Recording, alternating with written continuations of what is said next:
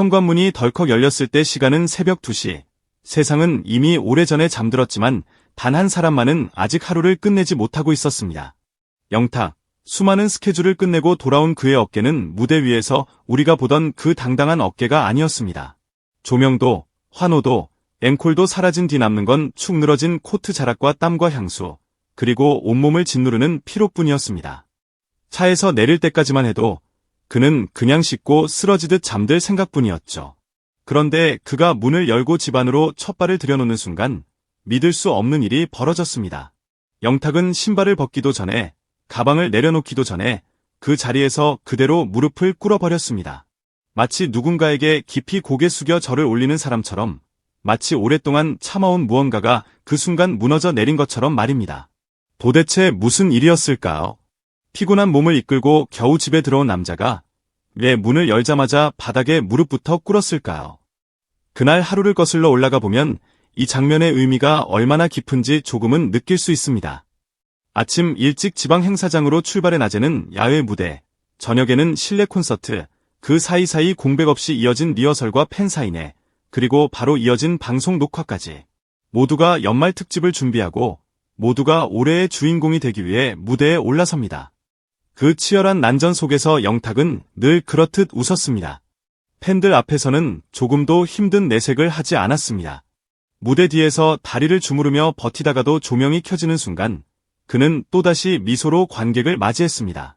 마이크를 쥔 그 손이 얼마나 떨렸는지, 허리를 굽힐 때 허벅지가 얼마나 욱신거렸는지 관객석에 앉아있던 우리는 알지 못했습니다. 우리는 오늘도 미쳤다라며 환호했지만 그의 체력과 멘탈은 이미 한계의 끝을 향해 달려가고 있었던 겁니다. 행사가 끝난 뒤에도 하루는 끝나지 않았습니다. 관계자들과의 짧은 인사, 스태프들에게 건네는 고맙다는 말, 사진 요청에 응하며 짓는 익숙한 미소. 그는 늘 마지막까지 주변 사람들을 챙기는 사람으로 유명했습니다. 남들보다 먼저 자리를 뜨는 법이 거의 없었습니다. 팬카페에 오늘도 고마워요라는 한 줄을 남기고 다시 차에 올라탔습니다. 창밖으로 스쳐 지나가는 도시의 불빛들을 바라보며 그는 잠시 눈을 감았습니다. 그 순간 머릿속에 스쳐 지나간 것은 화려한 무대도 자신을 향해 외치던 함성도 아니었습니다. 집 앞 골목에 차가 멈췄을 때 시간은 이미 새벽 2시를 가리키고 있었습니다. 대부분의 집 불은 꺼져 있었고 겨울밤 찬 공기만이 그의 얼굴을 스쳤습니다. 매니저는 형, 얼른 들어가서 푹 쉬세요라고 말했지만 문득 그 한마디가 그의 가슴을 더 무겁게 만들었습니다.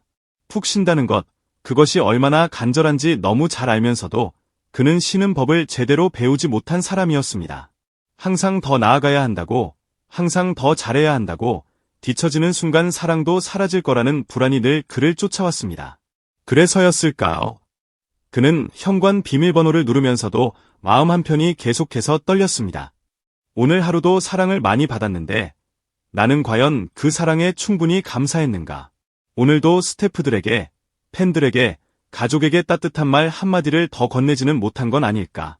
그가 문을 열고 집 안으로 들어서는 순간 어둠 속에서 가장 먼저 눈에 들어온 것은 커다란 소파도 텔레비전도 아니었습니다. 현관 앞 벽에 기대어 세워져 있던 작은 액자 하나.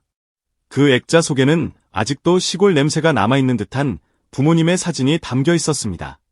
평범한 옷차림에 다소 어색한 미소를 짓고 있는 두 사람.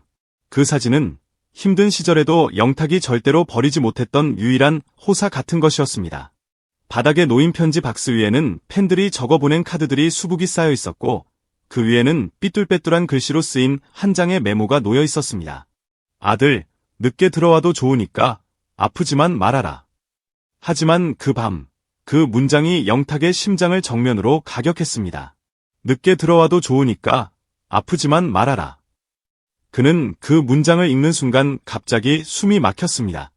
오늘 하루 동안 스스로를 얼마나 몰아붙였는지 그제야 그의 몸과 마음이 동시에 비명을 지르기 시작한 겁니다. 모두에게 웃는 얼굴을 보여주기 위해 참아왔던 고통들과 말없이 넘겼던 상처들이 한꺼번에 솟구쳐 올랐습니다. 그때였습니다. 다리에 힘이 풀리듯 허벅지가 떨리더니 어느 순간 의식적인 움직임이라고 느끼기도 전에 그는 바닥에 무릎을 꿇고 있었습니다. 그 무릎 꿇음은 누군가에게 보여주기 위한 퍼포먼스가 아니었습니다. 카메라도, 관객도, 박수 소리도 없는 오직 자신과 집과 가족과 팬들만 존재하는 공간에서 나온 가장 솔직한 몸의 반응이었습니다. 그는 고개를 깊이 숙인 채 한동안 일어나지 못했습니다. 차가운 현관 바닥의 온기가 무릎을 타고 전해져 오는 동안 그의 눈에서는 소리 없는 눈물이 흘러내렸습니다.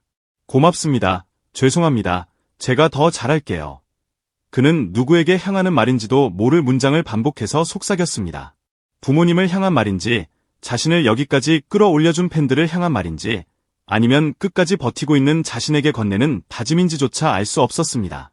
다만 분명한 것은 한 가지, 그 새벽 2시의 무릎 꿇음은 피곤해서 쓰러진 것이 아니라 감사와 두려움, 책임감과 다짐이 한꺼번에 터져나와 바닥에 꽂힌 절이었다는 사실입니다. 생각해보면 팬들이 사랑하는 영탁의 모습은 단지 노래 잘하는 가수로서의 모습만이 아닙니다.